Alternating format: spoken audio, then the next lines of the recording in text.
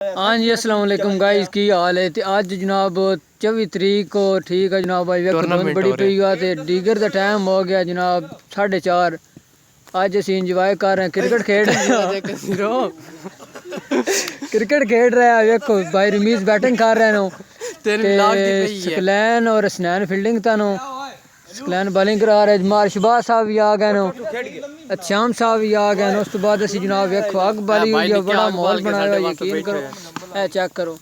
मार जैन साहब पीछे जनाब मार जुबैर साहब काशिफ गोंदल साहब तो जनाब वेखो इंजॉय कर रहे हैं अग शक बाली हुई है सैयद बिसम इधर देखो बिसम क्या कर रहे हो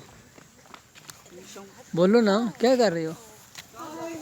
ये किधर से ले आए हो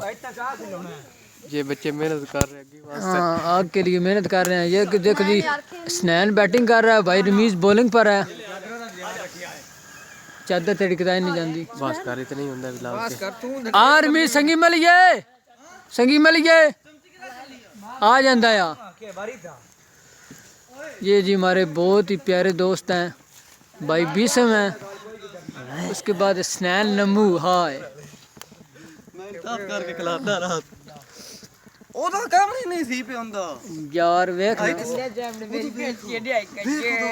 काश जो है वो लड़ाई कर